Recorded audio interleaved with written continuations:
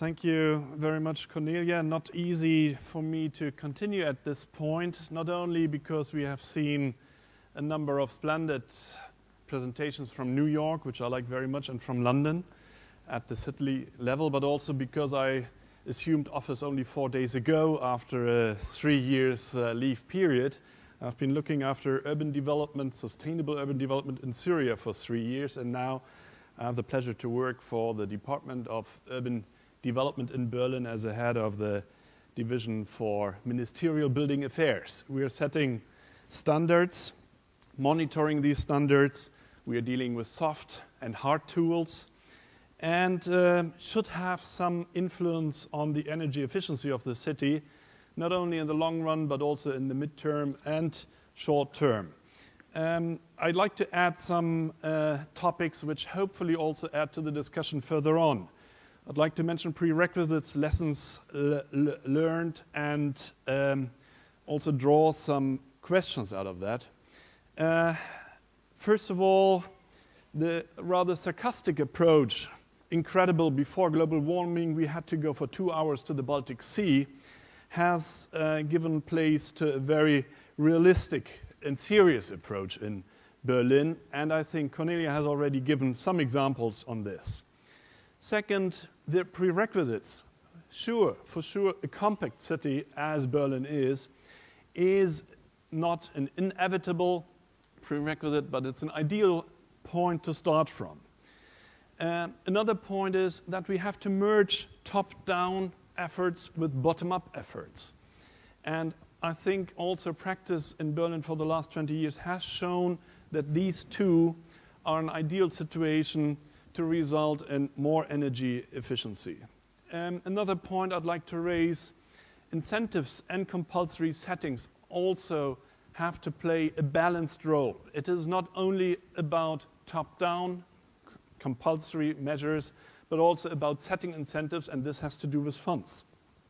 It's the identification of politics with a climate issue. This is not always the case, but as we have heard this morning, in China it is the case, and I have been heavily impressed by the speed our Chinese colleagues have achieved in very short period of time, because our backlog often is that we stay a long time with pilot projects until we manage to scale up.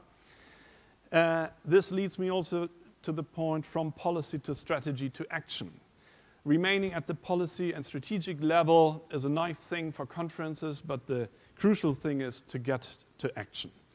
Just to give you an image about what a compact city means, in this highlighted and reddish area we find about 1.2 million inhabitants on 36 square kilometers, for European scale quite dense. Another prerequisite is a program, a decision by the political representatives, by the Parliament of Berlin. No action without policy and strategy. The climate policy of the Berlin Senate, Cornelia mentioned, targets at 40% reduction. Third point, the role of politics and policies. It needs an equilibrium from my point of view between obligatory and voluntary standards, but it needs also constant correction between obligatory and voluntary. What is not achieved voluntarily has to be obligatory. The same is valid for the hard tools and the soft tools, the laws and ordinances, the awareness campaigning. It is very crucial to agree on the measuring units and the measuring in a way that data is comparable, and it's also crucial to monitor and evaluate. The resources are a factor which in the Berlin case are probably the scarcest apart from the funds, personnel and know-how, funds and matching funds, and public funds as a trigger or leverage for private investments. What I would like to discuss further after the presentations, hopefully, is the to-dos, the can-dos, and the not-yet-dos. And I would like to learn more about what your perception of this is. The operationalization, finally, is, for me as a person from the public administration, a crucial issue, the routines. I think the use of administrative routines, not project groups, not external experts being hired for pilots and their scaling up is of crucial importance.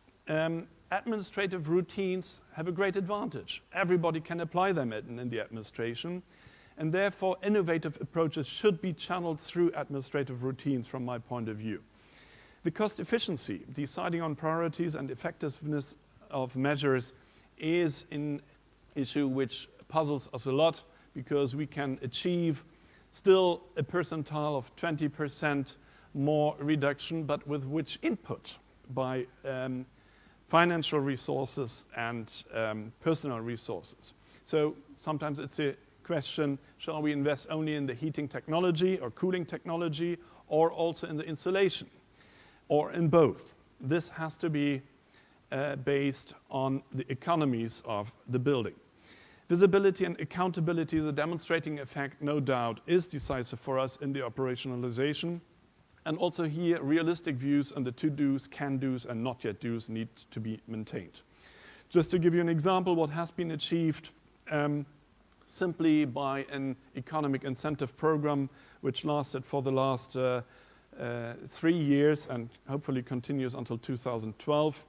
That is the rehabilitation of public buildings within a rather short period of time.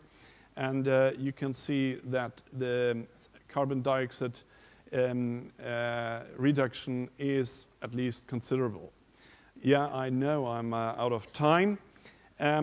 Setting compulsory standards also results in these considerable reduction of emission. And what I wanted to mention at the end is organizational measures to interact within an administration between the different levels, between the different branches of an administration is also one example of operationalization, as well as the so-called energy audit certificates which are issued in Berlin.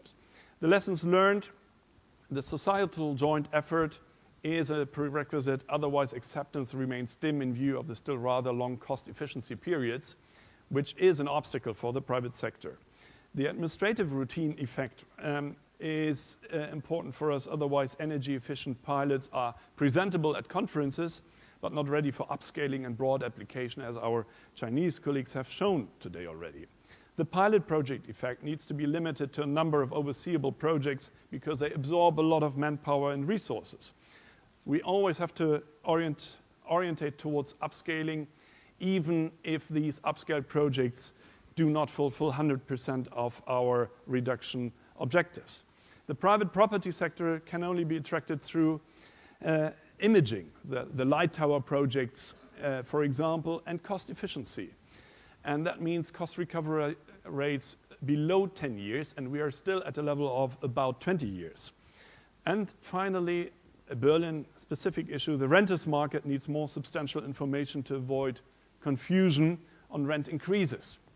Berlin is a renter city with more than 80% of renters, and according to the German renting laws, 11% of the modernization costs can be allocated to the renters. And there's a lot of confusion going on in the moment in Germany, what this will result in. Thank you for your interest, and see you in Berlin. Visit our website, which is not on the screen anymore. I